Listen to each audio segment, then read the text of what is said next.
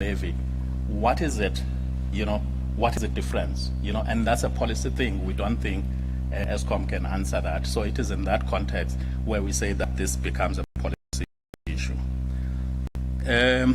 The assertion by ESCOM, they presented quite a lot of graphs, Chair. We agree on the proving their point that they are the cheapest one. We didn't have real time to go through all of those and do the benchmarks, but we have had discussions with ESCOM and they've raised with these matters with us directly. We have agreed on certain aspects and disagreed on certain aspects. As a result, Chair, we had initiated a study, a price path study, where part of that study is to look at this very same question. So at this point, we are not in a position to answer with facts. We try to avoid going to a sentimental based argument. So we have commissioned a study. As soon as that study is done, we will share with the relevant stakeholders in terms of our views. But talking about the points which came up on the previous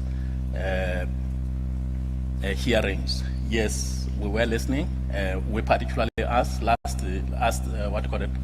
like the questions you asked about, do you factor in subsidies in this in other territories? Do you factor in the tax, and so on and so on? Those are some of the questions which we fully agree that needs to be looked at, and hence we said let's commission a study. And then the tipping point for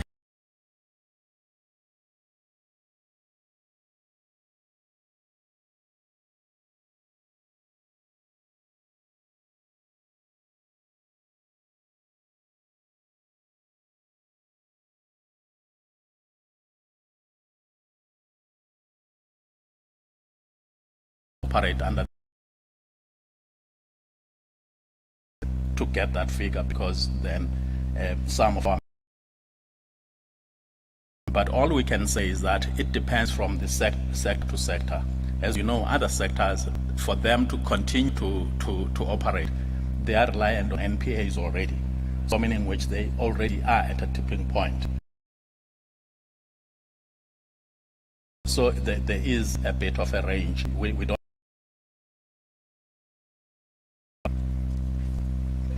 Thank you, Mr. Wande. Thank you for your responses, and you actually just kept to time as well. Thank you for that. The point I wanted to raise before you leave is we've noted the issue raised around the timeline issues and the price path, that a 1 year price determination as opposed to being a 3 year, what you are doing this time around, it doesn't address the concern you've raised, that we're still going to have to again come back next year and give you, go through another process. So we are taking that into to heart. So that is the point I actually wanted to raise. Thank you. Thank you, Chair. Thank you very, very much. On behalf of NESA, again, we'd like to thank the EIUG for their input. Now we're going to move on to, and also welcome amongst our midst, we are actually in the city of Joburg. So in fact, we would like to say that she's our host. I would like to welcome the councillor, Dr. Paul Paladze, who is the executive mayor of to request to make an input at the stage. So welcome, Councillor. Whilst they're still going through the technicalities there, can we then go through ours, Councillor? So this process, and part of it is that we are collecting facts and evidence, so it must be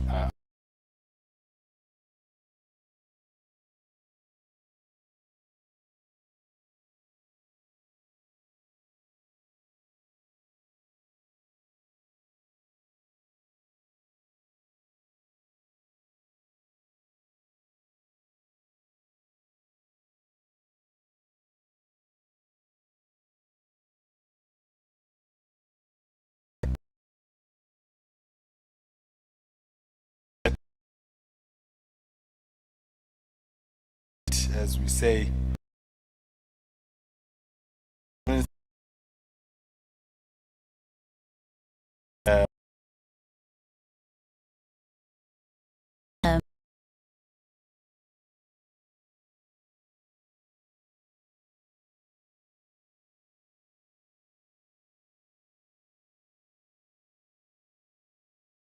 objection pertaining to the to note that the buying price is proportional to the price that City Power sells electricity to its customers. The proposed tariff hike, which is far higher than the current inflation rate, would have a devastating impact on the citizens of Johannesburg, already impacted by the COVID-19 pandemic and the economy that is ailing and on a recovery path. The proposed and disrupt economic recovery. City Power is of the view that Eskom has room to review and revise its proposed revenue of 293 billion rands down by 36 billion rands, and I shall elaborate. On Independent Power Producer Procurement Program, the risk-mitigated IPP revenue of 18.36 billion rands should not be allowed by NERSA, in that the matter is still before the court and is not likely to be resolved during the application year. Secondly, on Eskom's short-term independent power producer procurement, the proposed revenue of 2.5 billion rands should not be allowed, as the proposed unit price of R1.60 per kilowatt hour is too high relative to Eskom's own cost of generating power. In terms of carbon tax, the carbon tax of 2.7 billion rands should not be allowed, as this cost would be offset by the environmental levy paid by Eskom as generator of carbon emissions. The levy would offset the carbon tax liability. In terms of the coal burn cost, we are of the view that the proposed provision of 8.4 billion rands should not be allowed, as the price increase from a baseline of 2021-2022 is far higher than the CPI. Further, there's an opportunity for Eskom to improve on efficient utilization of the coal. In terms of battery storage, the proposed value of 974 million rands or 18 rands per kilowatt hour should not be allowed because it's too high relative to the current Eskom selling price, which is about R1.30 per kilowatt hour. In terms of demand response and power alert, network pass-through cost and other coal burn cost, the aggregated cost of 1.5 billion rands of the above three items should not be allowed for various reasons as outlined in our detailed submission. Whilst as a city we have full appreciation that Eskom must be financially viable, but this must not be achieved at the detriment of the residents of Johannesburg. Honourable regulator members, if Eskom's proposed application of a tariff hike of 20.5% is approved, City Power would have little room but to pass through the costs to its customers. This would further deepen the triple burden of inequality, poverty and unemployment within the city of Johannesburg. The proposed tariff hike by Eskom would put a halt to business and economic recovery and would negatively impact on job creation and the city's revenue base.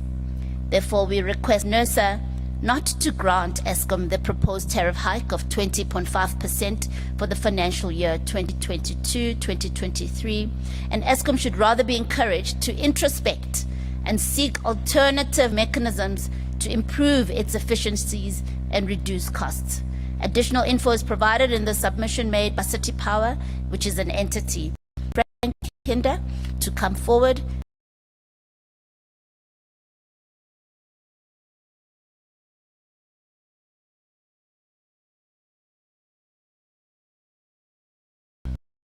Honorable Mayor, we appreciate your time as well. You've given us back some time back.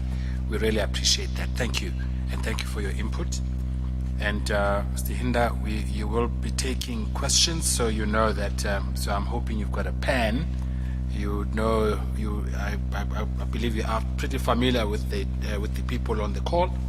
So, so on behalf of NERSA, we again just want to express our deepest gratitude, Minister, Mayor, for firstly hosting us and also for your inputs today.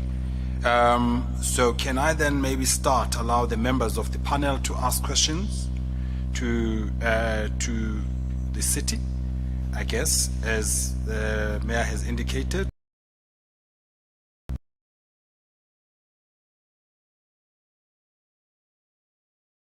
a number of people in an entourage. So you can ask questions. I think they'll be able to respond to all of them. Starting with yourself, Madam Pongose, if you can fire through, ma'am. Thank you, Chairperson. Only one.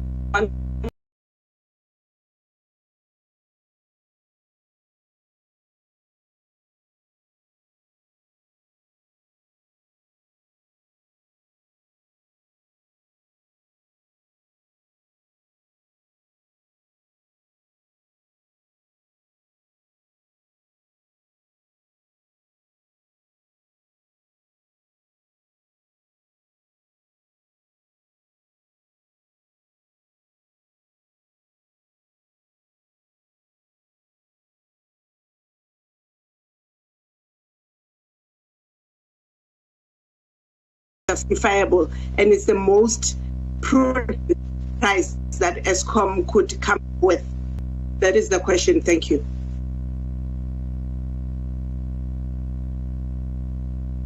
Thank you, Madam Pongose.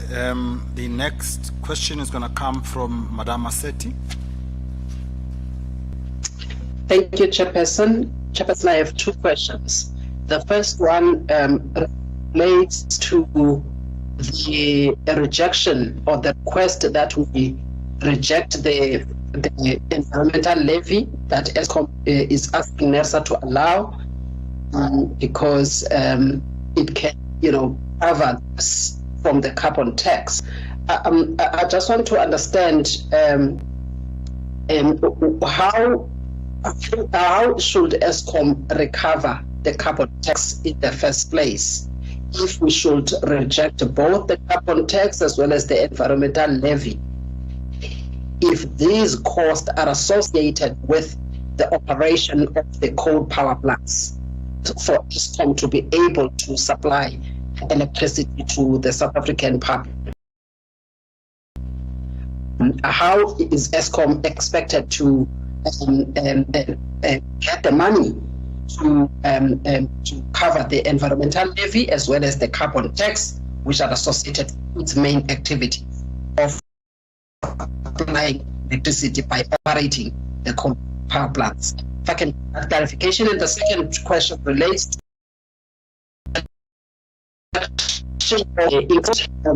the city of Johannesburg provide the alternative is that they are of the few.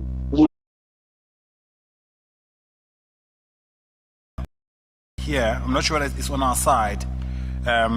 If you maybe just try to move around a little bit in terms of where you are, because we are struggling to hear you this side. Please try again. Okay, can you hear me now, Chairperson? Just from your side. That is a lot better. Yes, please proceed. Thanks.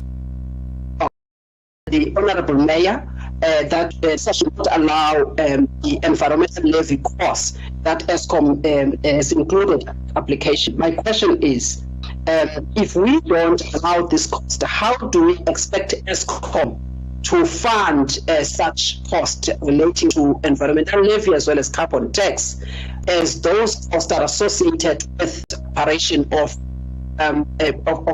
the coal power plants in order for it to supply electricity to the South African public?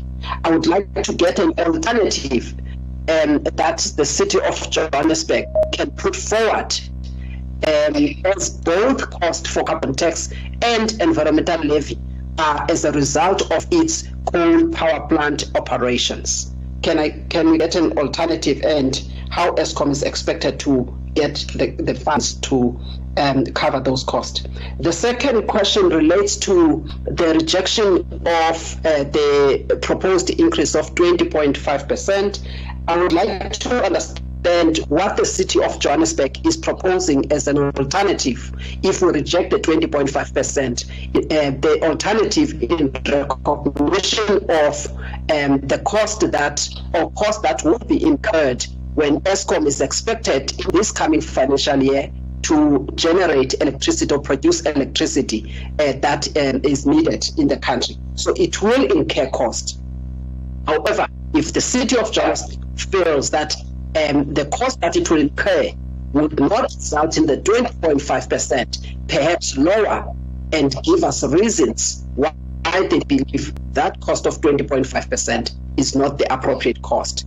If we can get the response on that, Chair. Thank you. Thank you, Madam. You actually came across much better. Can I then ask Mr. Sibanda to come through, please? Thank you, Chair. Chairperson, I have a related question. We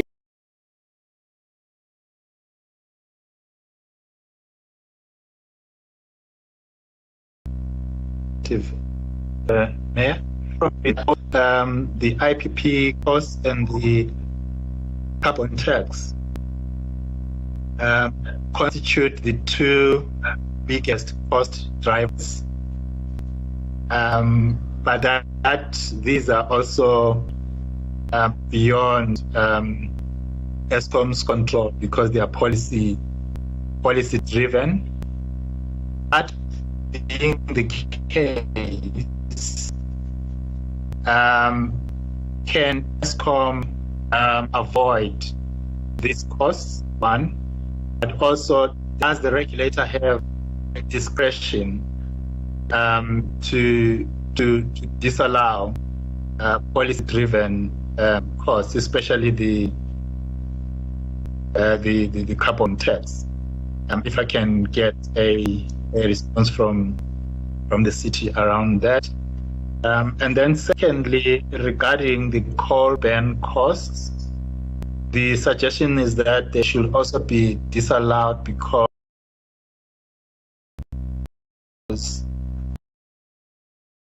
is beyond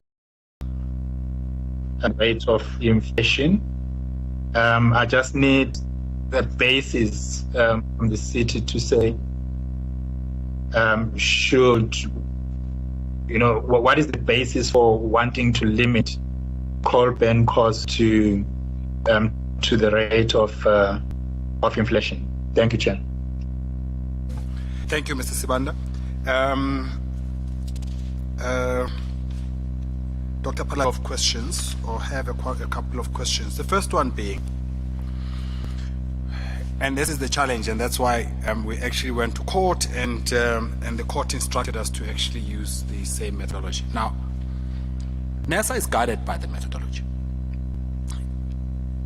And in the methodology, for instance, all of the costs, like pass-through costs, are pass-through costs. So if Eskom gets charged a particular cost as part of the methodology, Eskom is then allowed have no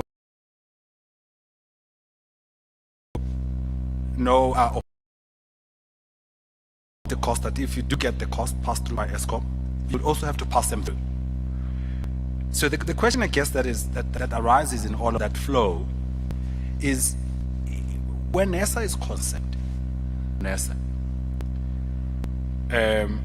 to constrain that cost, I guess, to constrain some of those costs.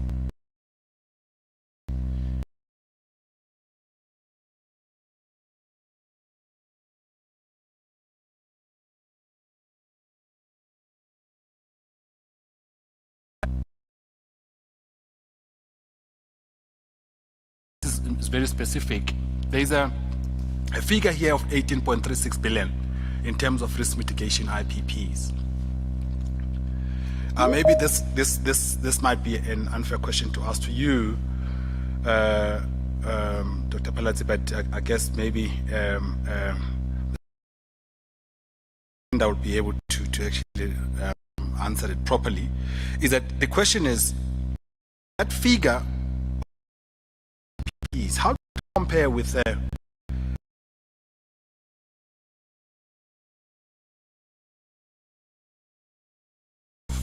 of load shedding, of no power?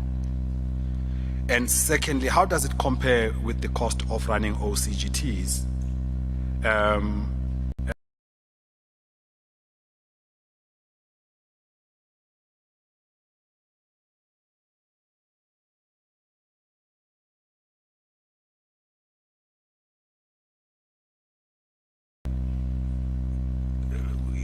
if we are not comparing with the unit cost of 160, if we are comparing with the cost of the alternative, how do these two programs compare with the cost of OCGTs or the cost of no power supply?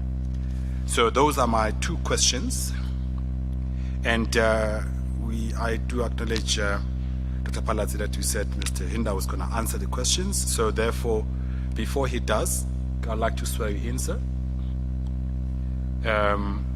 Firstly, I assume that you have no objection to taking an oath. Oh, okay. Let me just swear them in. I assume that Mr. Mkhize would like to add another question, but before we do that, but can I just swear you in so you can respond immediately? I assume that you don't have any objections to taking an oath.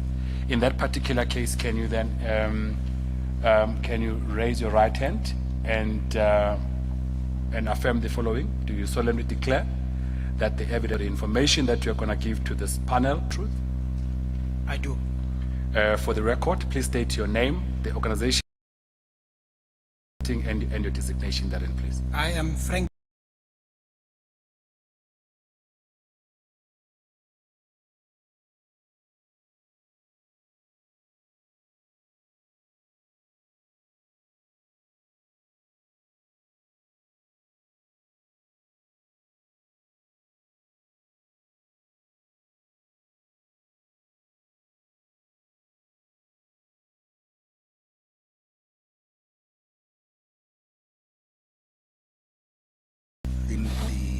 The executive mayor, Dr.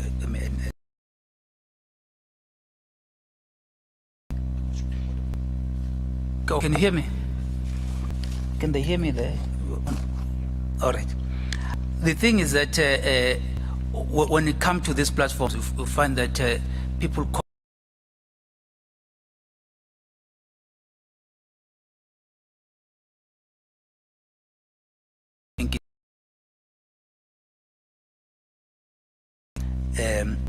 I was also very much pleased by the eThekwini Metro when they presented in terms of their communities, what they think they'll be able to take, what the impact of the increase is going to be. Although it is a step in the right direction, and I would appreciate if after this you may just provide us an impact analysis of some kind to say what this increase means in terms of the populace, in terms of affordability, how far can you go, what will actually break the local economy of, in as far as the municipality is concerned. That I think will go a long way in assisting us as part of our socio-economic analysis, which then must be superimposed on the technical analysis of the application itself. Just because some of my colleagues have also spoken to things that are aligned to what I'm going to say, but I'm going to just put it broadly. One is simply not allowing costs because they are higher than the current Eskom selling price or CPI. I don't find did not clarify the basis for that. Is it a fair principle to do that? Because it cuts across. I don't want to go one by one. And then if you're talking of, for example, coal ban, what will then be the efficient utilization level according to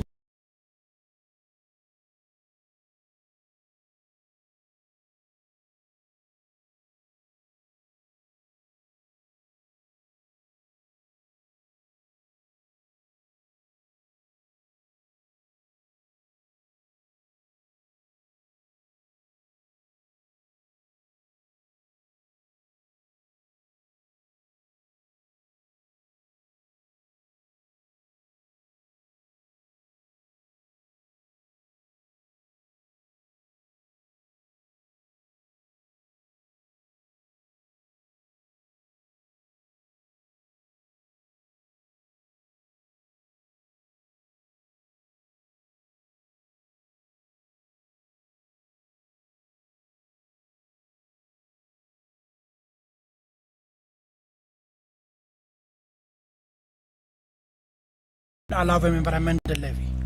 However, what we are saying is that based on our assessment, their coal burn cost is potentially overstated by 8 billion. So therefore, they are asking for more than what they actually need for coal burn. And if you give them, then they will spend it. That's what we are saying. With respect to the environmental levy, and maybe linking it to the carbon tax, ESCOM is liable for environmental levy for emissions. We are not asking for that cost to be disallowed. ESCOM and even City Power is charged a carbon tax.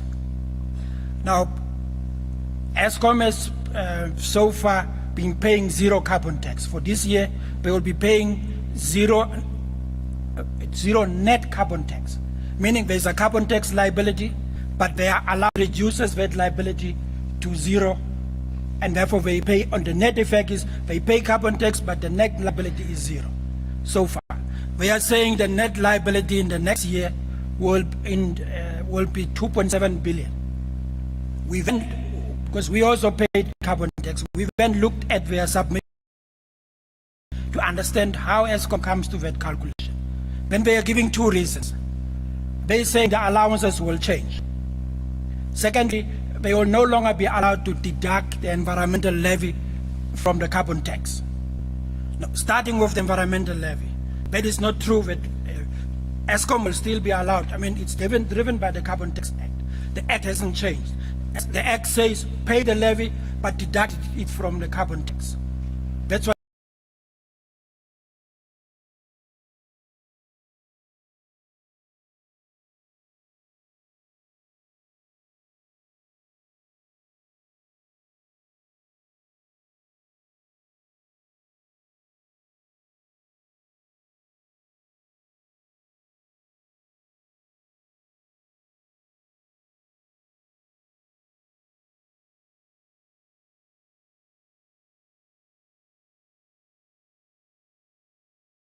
would be actually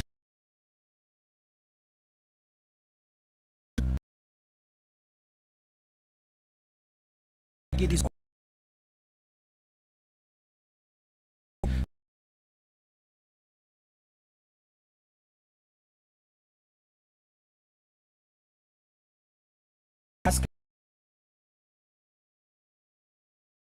is already not necessary.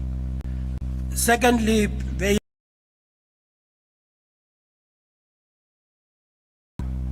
where they rate and when they deduct. Now,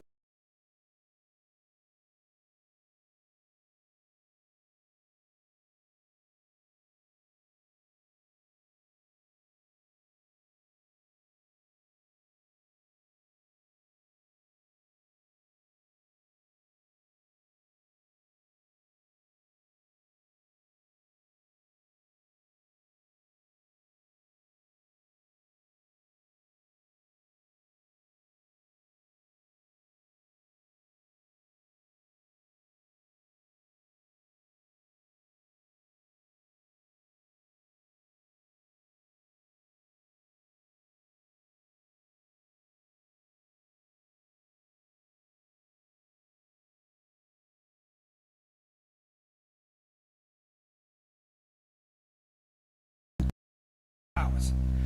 10 will be losses, and the other one is simply deducted.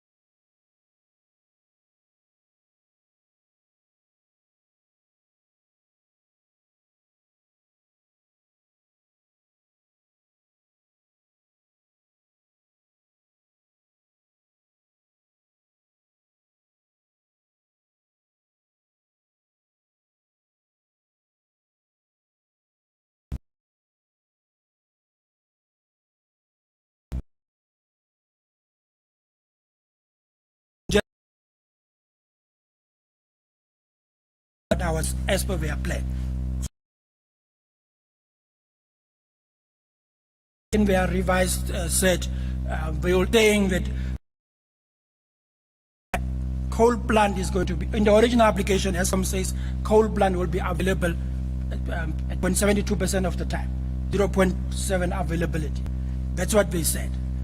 And it would then generate, say, 169 terawatt hours. That's what the application says. That 169 has increased to 172, and the availability has dropped to 60%. So for as much as the less plant will be available, they will be utilized better.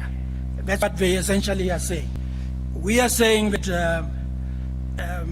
we agree that Eskom plant is not just unavailable, but whatever is available is actually underutilized.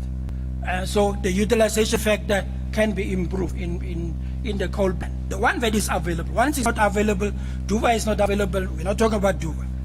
But the units that are available, they should be run more efficiently. So what they generate, because anyway they are generating, just generate what we can do, and that utilization factor thing would then play the role. So therefore, based on those numbers, if our demand is 120 terawatt hours, they wouldn't need they can get rid of the virtual power and run the plant more efficiently, the coal ones, and they would not need to run OCGTs excessively. I hope Chairperson that has covered the coal ban. The coal ban, why are we saying about the, we're saying it should potentially overstated by 8 billion. Now, there are two things that we consider when you come there. Now, if you go to Eskom's AFF, the integration, what is it, integrated report, page 72 or something,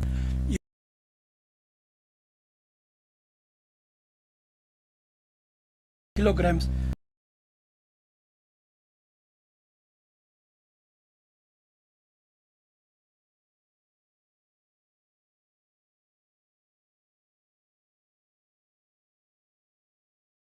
to generate the same amount of electricity. That's the one thing they say. Second information, but there is the AFS, and that's the gospel. In terms of Eskom's actual cost, we go back and we read baseline. And now Eskom application, if you analyze it, you will see that now the actual is for 2021. Then there is a year in between, and then there is the application year. Now you will see between the base year and the application,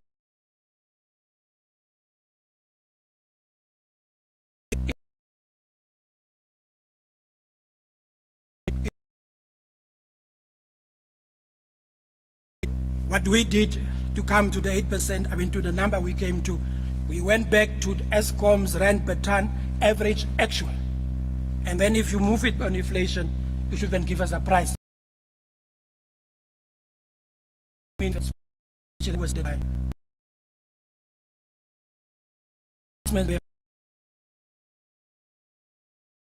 full when it comes to our doing to manage it perfect. But when it comes to operating and maintenance costs, again, AFS 2021 says 24 billion was spent on that. Eskom is saying in this year we will spend 58 billion. Now those two numbers are not necessarily fairly close for somebody that doesn't have the detail. They are fairly close to each other. Now 24 billion actual spend to 58 billion, that's 60% increase over 2 years, of course. It cannot be. No practical business can operate like that. We're saying go back to the 24, and if you go back to the 24, and because we don't have anything else, use inflation, you can save about 11 billion on the operating costs without affecting Eskom's operations that much. That 11 billion projected negative returns, because it is a challenge to apply for negative returns. I submit you. Thank you very, very much. I assume that all of the detail is actually we really appreciate your input, your detailed analysis, and I think my colleagues back at the ranch are listening, and they really appreciate the analysis. Honorable Mayor, your team, we really like to thank you for your inputs on behalf of NESA and as indicated by my colleague, Mr. Mkize, that it is appreciated that the municipalities should also, really, because also there's this issue of non-payment that raises arrears. But also you are the biggest consumer, the biggest buyer of electricity. So therefore, if you don't participate, it's actually robbing the people of South Africa an opportunity to actually hear from the consumers of electricity. With that, we'll then move on to the next presenter. Sit right through, Honourable Mayor, that Mr. Hinda will still stay, because we do give Eskom an opportunity at the end to then respond. They may respond in detail to some of these issues, but clearly they will indeed respond in writing to allow us to actually make a correct decision. But I thank you. The next presenter, and we're going to just take one presentation before lunch. I know we're running way behind schedule, but we'll take one presentation before lunch, and that will be from Mr. Henk Langenhoven. I'm not sure whether it's a virtual presentation or is he here? I'm not sure.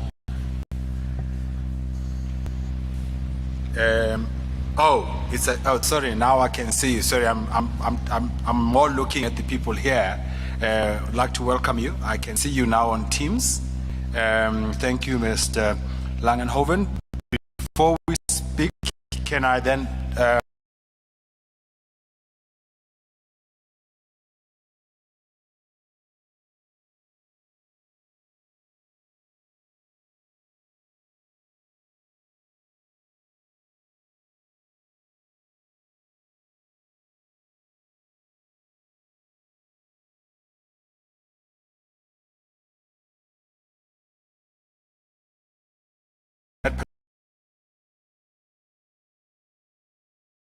do you solemnly declare that the evidence and the information you are going to give to this panel is the...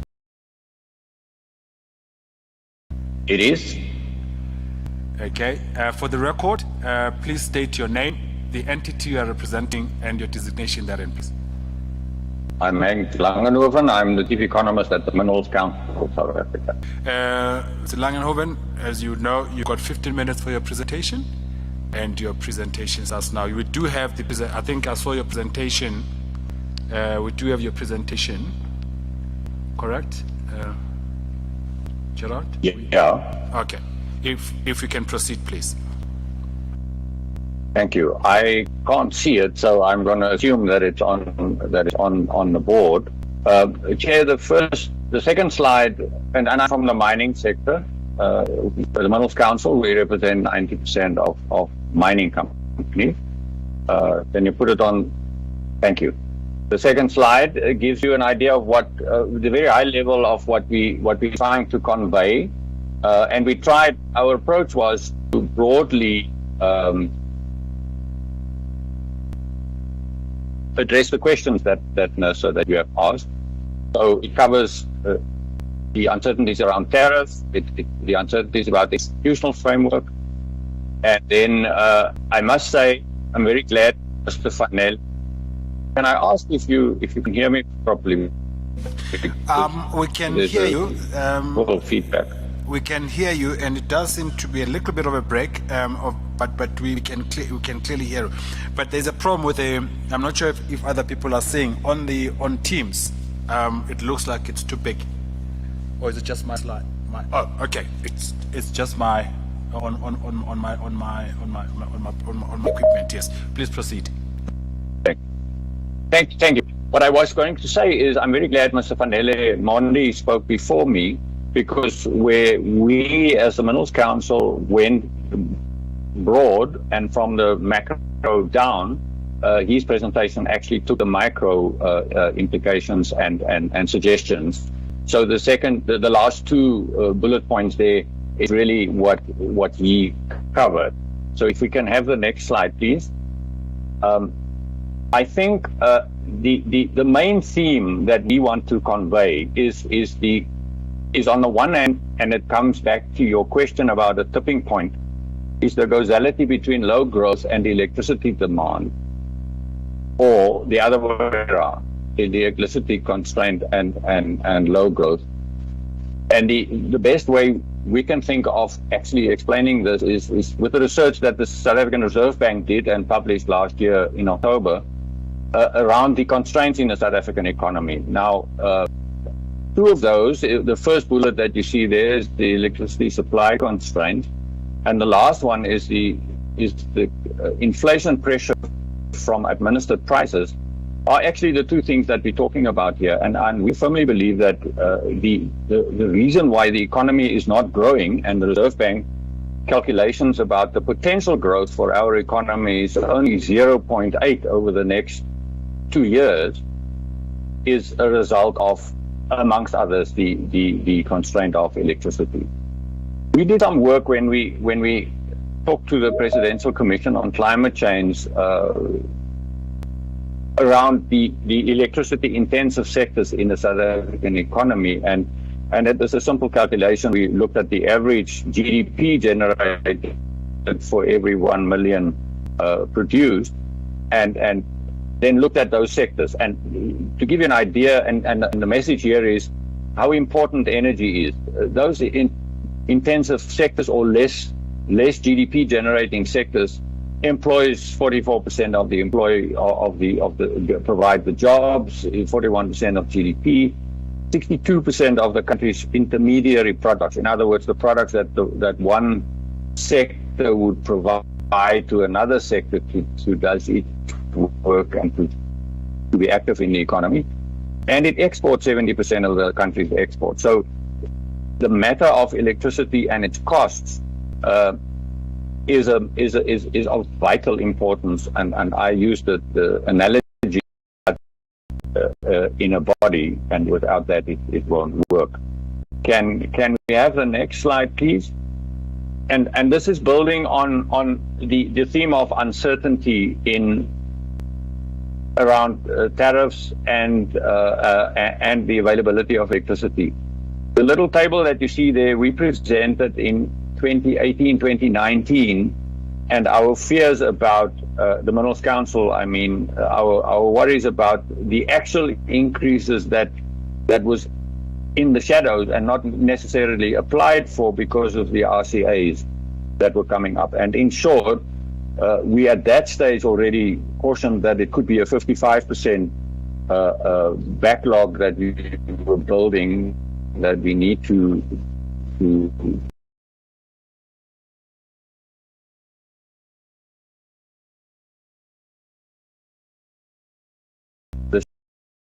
100 billion.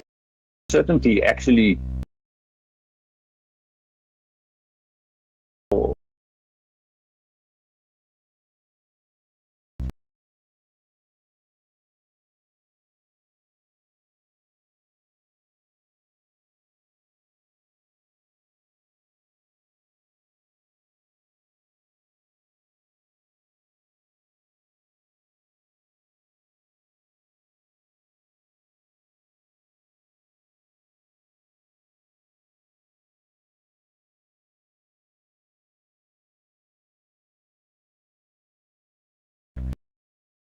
machinery, equipment, services, transport and logistics, etc., etc.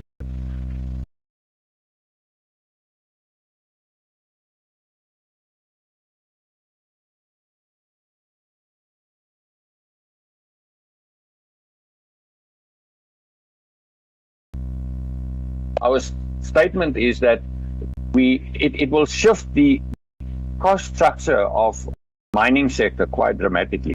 And incidentally, the most inefficient generator of GDP in the mining is in the mining sector, and in the gold mining sector, they can only produce about 8 million rands worth of GDP for every 1 million rand of electricity bought. And you will see there how important electricity is in the inputs for gold mining. So that's the worry, and Eskom has been asking us before about, but it can't be only electricity. Of course, it can't only be only electricity. but it's such a major input. And what we've done here in this analysis is to keep all the other increases stable and just apply it backwards to see what the impact would be. And you will see that is in the order of 13, 14, 15% on the input side, which is virtually impossible for any business to handle. The next slide elaborates on that and the impact on the input structure. So if we can go on to slide number 7, so if can jump to and here I tried to put together the issue around the supply instability. The next slide, please. Thank you. The issue around the supply instability, and go one back, please, and the pricing uncertainty. And it shows in the left-hand top corner, I try to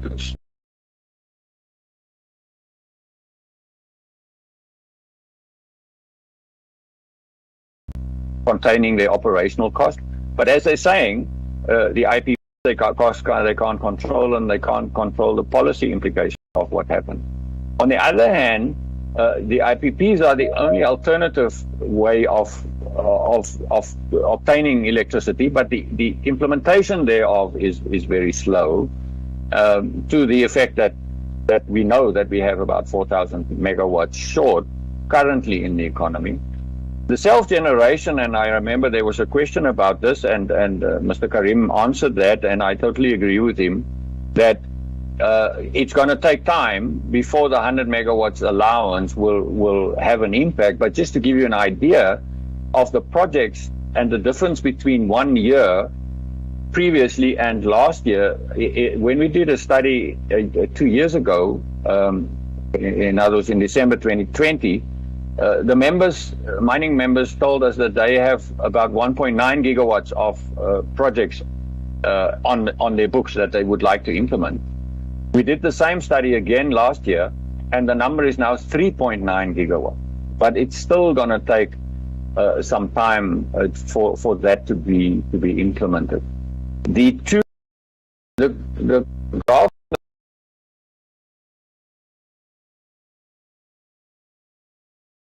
actually for mining. I mean, if that was an electrocardiograph, you could see that it's virtually the same thing. The gigawatts available and the production in mining. The top right-hand corner is trying to show you the instability. On the one hand, the red line is our input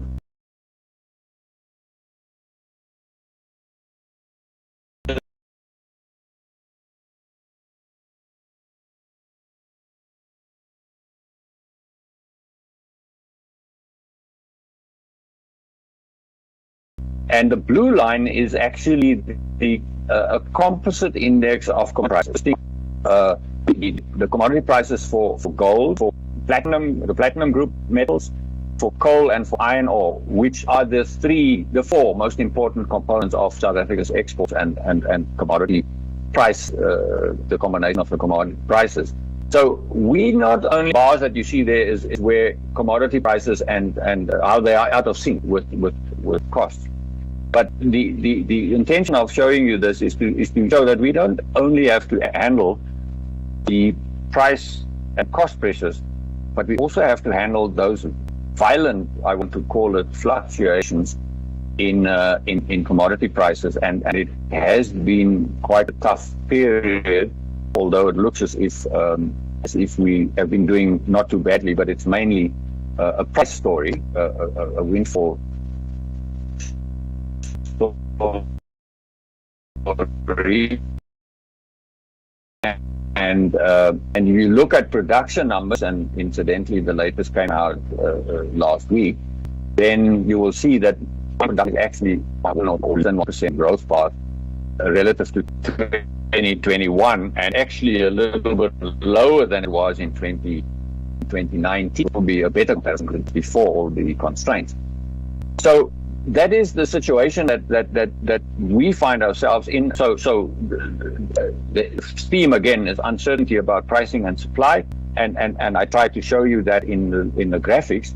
But then at the bottom, and same as Fanele, wondered about the play-off between the electricity availability factor, which is really the generation capacity available, versus the utilization of those generation capacity. If the second one is running away and needs to be much higher than what it should be, the benchmark, then of course you will have less time for maintenance, need more money for maintenance, and you will have more wear and tear and probably more outages. So we are quite concerned about what will happen. So if we can have the next slide, is really about the what I call the institutional decision of on different matters. Like, can we have the next slide, please? Coal costs, operating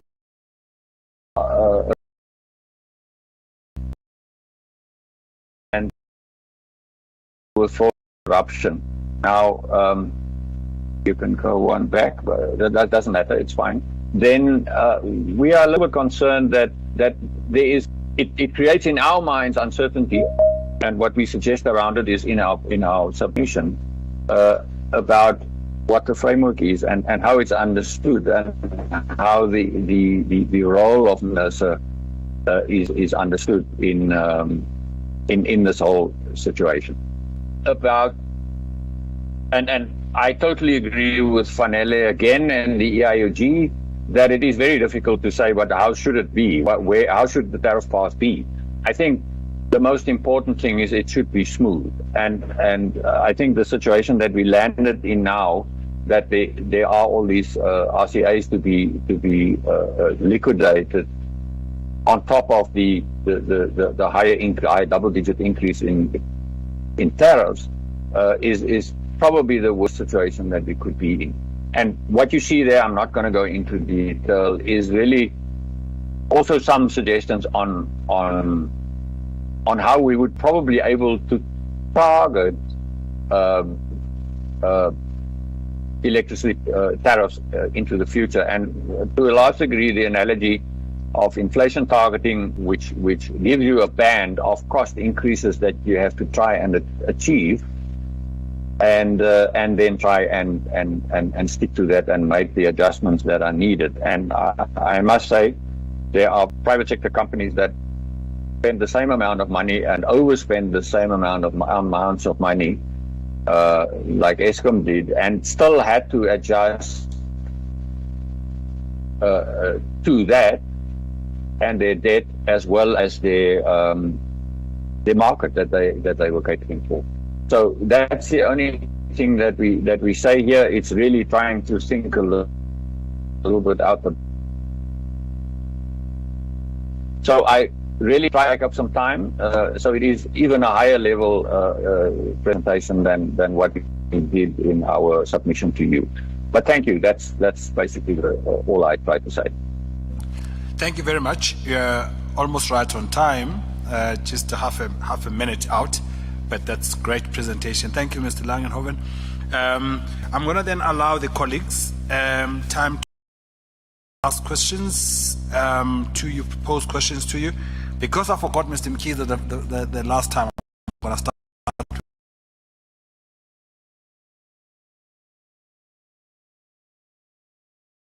Question for you, presentation, Mr. Langenhoven. I'm looking at slide 9, appreciating what you are recommending, but you still have got a methodology in place. I would appreciate if you can speak more to what on slide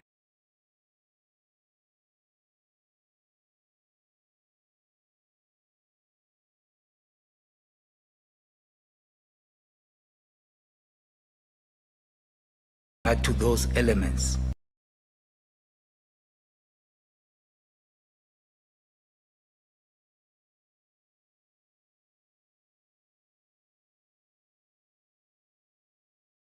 then this is how. Then the other part, I think, is for the future that you can clearly engage upon. Thank you. Thank you, Mr. Mkhize. Can I then invite Madam Maseti? Thank you, Chairperson, and also thanks to the first question relates to the issue of growth, as it could affect the electricity demand as well as the electricity sales of Eskom. So we know that if with this price increase of 20.5% that is requested, it is likely then to affect Eskom's electricity demand curve, which will then mean that there will be sales loss that is due to price sensitivity, and therefore my question is about who then, if they know now, and they have even in the past indicated that those factors such as low growth, price sensitivity, and I think also from the supply side, the capacity to produce electricity from their side, those were all the key factors that affected the sales targets that they had. Now, with the application before us taking that into consideration, what would you advise that NERSA should do under these circumstances, knowing what is the likely consequence of this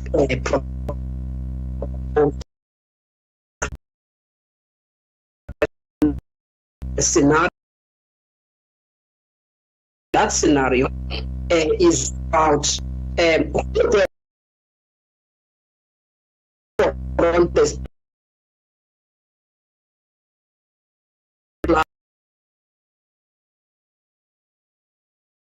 that has presented before that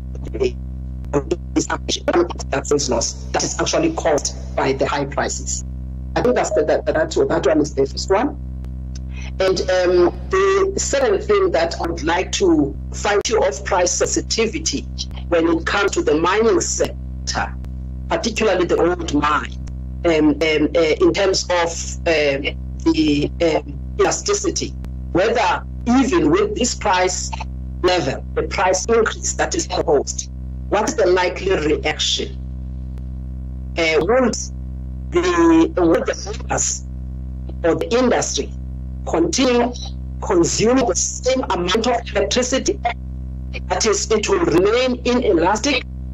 And if so, if there is inelasticity, even with the 20.5%, for how long can that be endured or sustained by the industry that you are presenting? If the industry, you believe that there will be no alternative in the short term, meaning for this 1 year, and you are, because there's no alternative for the industry, then it is compelled to consume the same amount of electricity, irrespective of the price. For how long then will the industry endure or sustain such increase?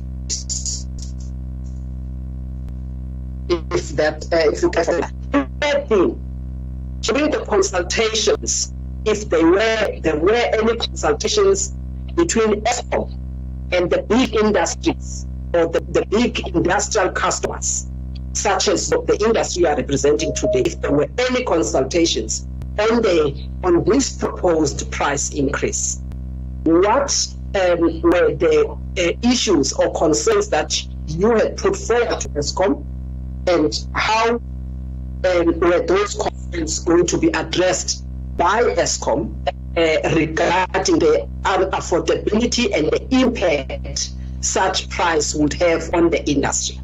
I'm assuming that Eskom has considered that they can be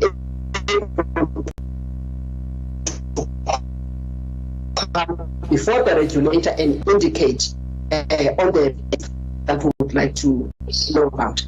And then lastly, Chairperson, I'd like to then find out on the issue of the EAF, the electricity availability factor, as well as the electricity utilization factor, those key things as to what then will be your suggestion and what would you want NERSA to consider in trying to mitigate for instances where there could be load shedding.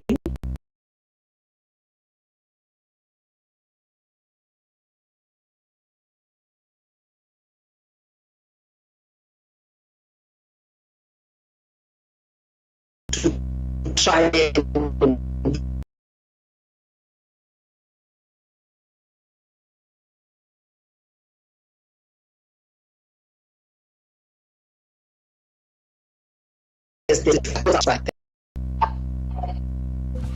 Madam Asset, thank you for your input. Unfortunately, you were kind of breaking there and about. I'm not sure that just poor network from Hank did hear most of the questions you were posing. Nonetheless, can I just ask to also it seems to me that what you are saying is that the level is not so much an issue, but it's the ability that concerns the mining industry. That the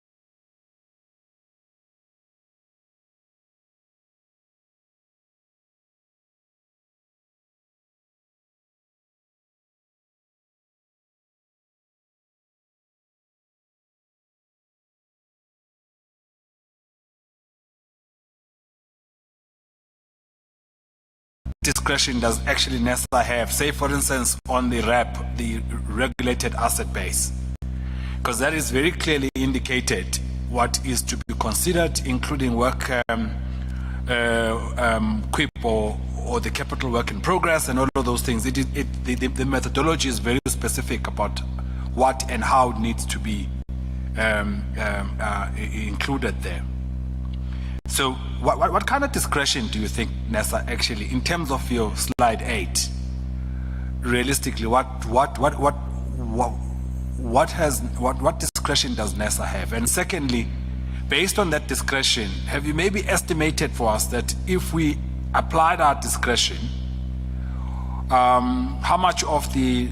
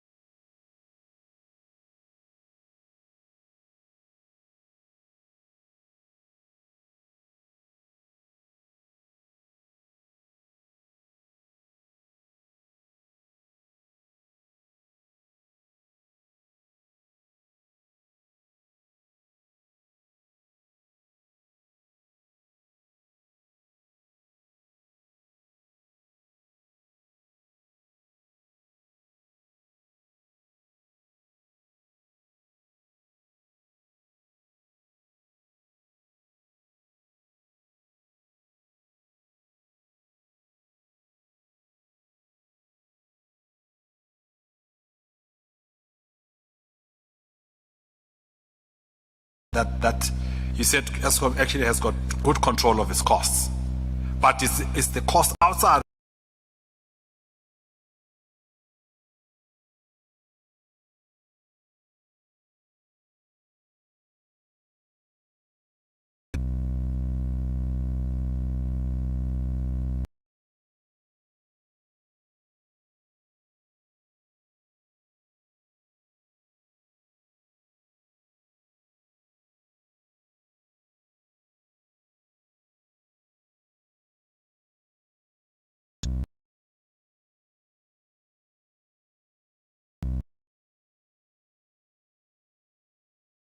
well, and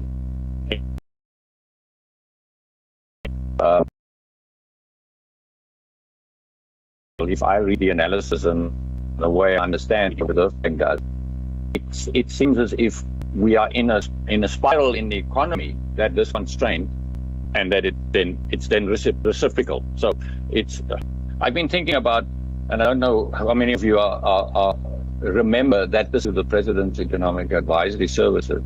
All the submissions was, but something else have caused the increases, and therefore we want to increase the cement price. And the moment that was open, it became a completely different story. So it's about where does it start and what's going on, and it is linked to the notion of price elasticity. My contention is that there is such a shortage of that it's at the moment about 4,000 megawatts, that every megawatt, every electron that's been generated will be bought in the economy, and we are not growing really, which is even more concerning. And then, of course, if you think about my slide 7, is the statement about the alternatives and the additional supply not coming on stream fast enough, then one could very well say that it's price inelastic, because there is such a need. There's a saying in economics that if there's a queue at the door of a shop, then the price is too low.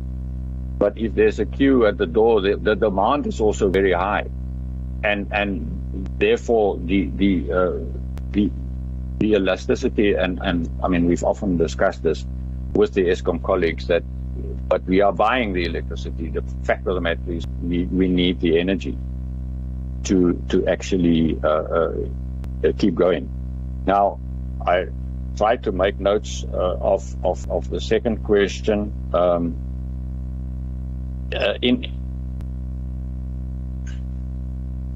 Let me go to the third one. The question about the bigger customers and the interaction. Of course, I'm certain Eskom has been interacting with the mining companies individually.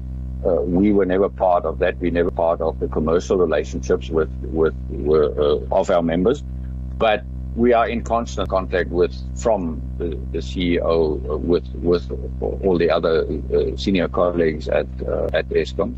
And we are talking about it, if I can use a different example, about self-generation and we understand the bottlenecks of getting that going. There's a full-time virtually interaction with several with Eskom as well. So there's a very high-level interaction going on at the highest level. The trade-off between in an energy available factor and the energy utilization factor makes me so much think about economics, and that they are always trade-off. I don't really have an answer. I mean, if you go far enough back, as this cement example, then we probably should have built power stations earlier. But I mean, that's water under the bridge. So I don't really have a solution. I believe Eskom is doing what they can to the best of their abilities to do the maintenance needed. I've read a number that they were quite worried about not having enough resources available for maintenance. It is also true that if you have breakdowns and you have to do some work and you don't have the spares, then you have to do a patch sort of thing instead of a thoroughly refurbishment of that situation. I think the outcome of all of these variables is really the availability factor. That is very, very difficult and is continuously declining, slowly, albeit, but declining. And it is a major worry, and in conjunction with the new capacity coming on stream too slowly, it's a great worry. I really don't have an answer to that. The next question was about the level of electricity cost and or the volatility, and what I hear in that question is the rate of increase of the tariff. Now, the answer is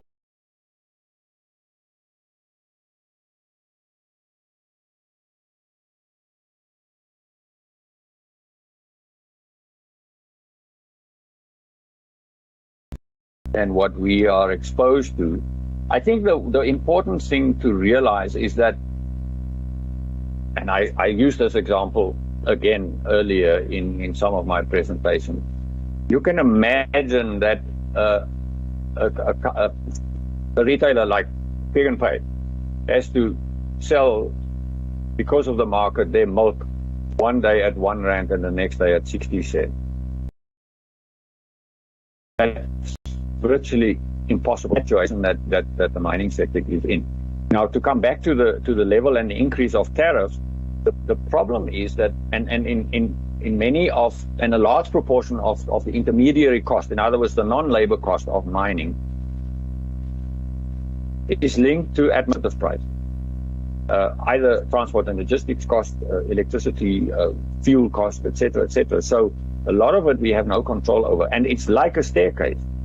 Every time those increases happen, it actually just put the cost pressure underneath. Despite that, the mining sector at the moment is actually employing more people than we did a year or two ago. So, and to a large degree, the pricing